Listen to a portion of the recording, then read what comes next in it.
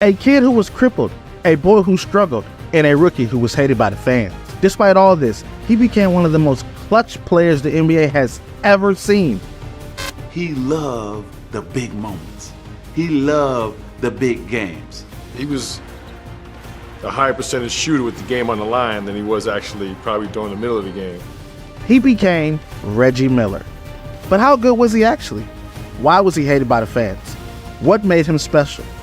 Why was he called the Knick Killer? Reggie was born in the city of Riverside, California, and back at the time, no one knew that the town had welcomed a basketball prodigy. And how could they? The young child was different. He had a rare hip deformity that left him unable to walk, so yeah, playing basketball was kind of impossible. Doctors questioned if Reggie could ever walk unassisted, but you see, Reggie was a different breed.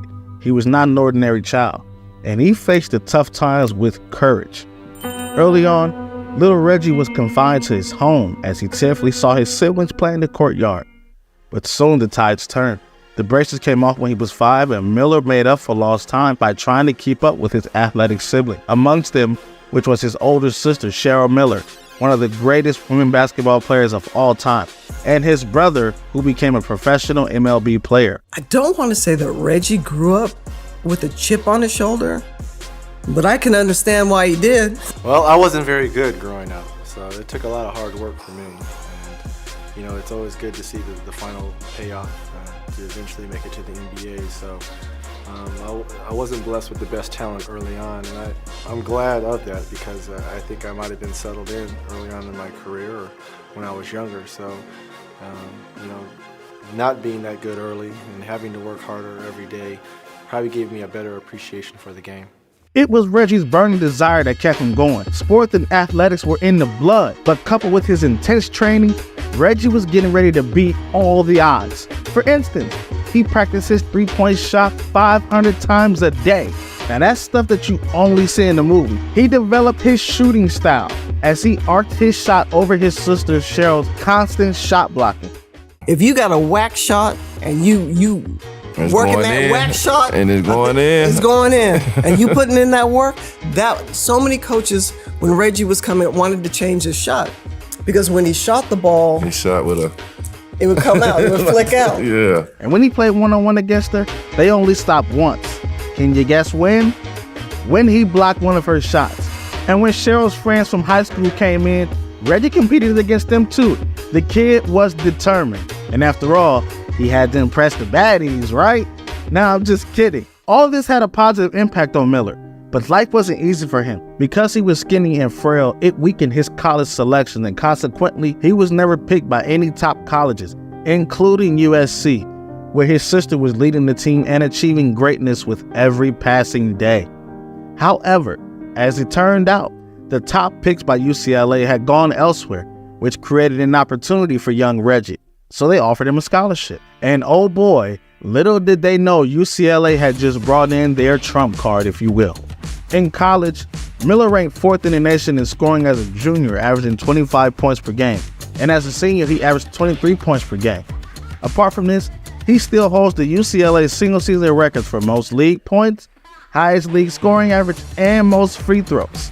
At the time of his drafting, Miller was ranked 2nd on the school's all-time scoring list, behind one Kareem Abdul-Jabbar. He graduated college with a degree in history and then gave his name to the NBA and became the 11th pick in the 1987 NBA draft by the Indiana Pacers.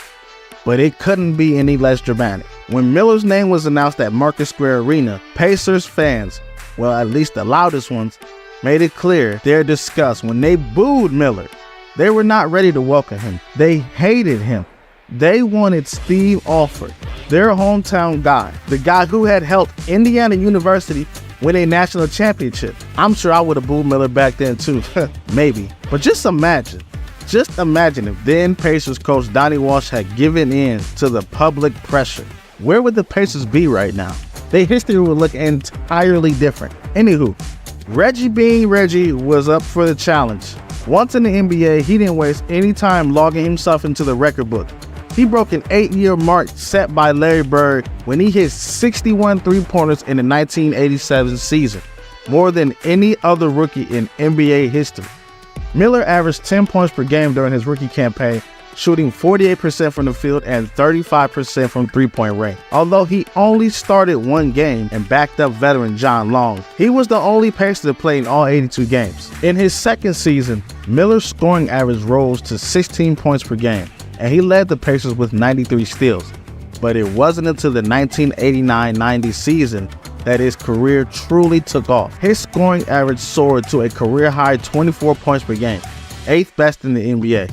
And mind you, he was competing against the best in his era, the likes of Michael Jordan and Magic Johnson.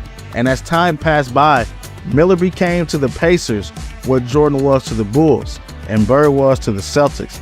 He was also the first Pacer to play in the NBA All-Star Game since Don Boosie and Billy Knight in 1977, and was the runner-up to the Miami Heat's Ronnie Cycli for the NBA's Most Improved Player award. In 1990, Miller took the Pacers to the playoffs for the first time in his career, but it was a brief visit. The defending champion Detroit Pistons swept the Pacers in the first round. Despite all of this, Miller kept his head high as he averaged 20 points per game on 57% shooting from the field. All of this was a trailer for a journey that was about to come, because the world was yet to witness the rise of the three-point king, the sharpest shooter in the league, the clutch maestro. Miller soon became the fourth player in NBA history to hit 800 three-pointers in his career. But the biggest moment in his career arrived when he forced the world to acknowledge his brilliance. In Game 5 of the 1994 Eastern Conference Finals, he would put on a show for the ages, a display that changed a viewpoint of every Pacers fan and convinced ESPN to make a documentary on it. As the event unfolded, the Pacers were trailing by 12 points coming into the fourth quarter and desperately needed the heroics of their superstar to get them out of this situation. Reggie, being Reggie, took the challenge head on and dropped 25 points in the fourth quarter, going 5 for 5 from three-point range, leading Indiana to a 93-86 comeback victory in Madison Square Garden. Miller had destroyed the Knicks. This was a GOAT performance, but was it his best? Well, I guess not, because he had established himself as the NBA's best clutch player, and what he did next was absolutely impossible. The NBA was in awe, the legends were bedazzled, and the fans were shocked. It was Game 1 of the 1995 Eastern Conference semifinals, which the Pacers were bound to lose to the Knicks. Except Miller had no plans to give up, and he scored 8 points in 8.9 seconds. He literally owned the Knicks twice in 2 seasons and was called the Knick Killer. This is what Patrick Ewing had to say about him. He's the kind of guy when you play against him, you want to smack him. But when you play with him, you have his back. You have the utmost respect for him. He came out, he played hard, he did what he needed to do to help his team win. Bro was so good that even his rivals praised him. Anyway, in 1996, he was picked for the U.S. Olympic team, and as expected, he won the gold. But this gold seems too ordinary, especially when you compare it to the most hyped shot of his career. Yes, I said that. It came in the 1998 Eastern Conference Finals against the Chicago Bulls. With 2.9 seconds remaining, Miller bumped Jordan at the top of the key, created space, and calmly switched home the three-pointer to give the Indiana Pacers a 96-94 lead and the win. Bro treated Jordan like a rookie. I mean, really, how good does one have to be to treat a 6-time NBA champion like a nobody? It brings us to the question of how good was Miller actually? He began his career with the Pacers and remained loyal to the franchise till his last game. And during his time, he played basketball in a way that was never seen or experienced before. For instance, during his era, three-pointers weren't everyone's go-to move. In fact, really nobody shot threes. Miller's game separated him from the rest of the league because he used the three-pointer to his advantage. He averaged almost 5 threes a game in his career and averaged at least 40% from three 10 times in his career. This includes a 5-season stretch from 1993 to 1998 where he shot at least 41% from beyond the arc. While his numbers don't always look impressive in the modern NBA, you have to admit that these numbers are pretty good when you compare Reggie to his peers. Back then, entire teams combined had an average of 11 three-point attempts per game. Reggie shot nearly 3 times as many threes as the average NBA player and made them 14% more often. And the case for Miller doesn't stop there either. What also contributes to his legacy is his ability to hit shots in the biggest moments. Jeff Kowalski from ESPN wrote, in the final 9 seasons of his career, regular season and playoffs, Miller made 142 three-pointers in crunch time, 54 more than the next closest player in that time period. NBA.com described him in 2004. The name Reggie Miller is synonymous with clutch. Reggie thrives in crunch time, and he knows that it's different from the rest of the game. It's also important to mention that during his prime years, Reggie was so great that the Pacers played 5 conference finals in 7 years from 1994 onwards. It was a huge feat for them because they were always the underdogs, never the favorites. Reggie retired after 18 seasons without winning an NBA championship, nor did he win an MVP, except for the one time when he came very close to winning it. Nevertheless, Reggie had a great career.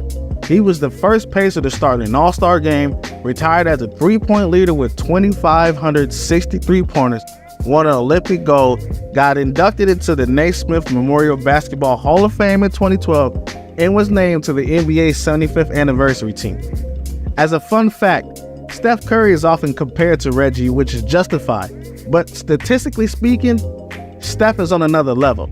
And again, at the end of the day, the 90s compared to today's NBA is a different ball game altogether. These guys don't defend as much as they did back then, amongst other things. Now, if you want to know the ugly truth about defense in today's NBA, just click right here.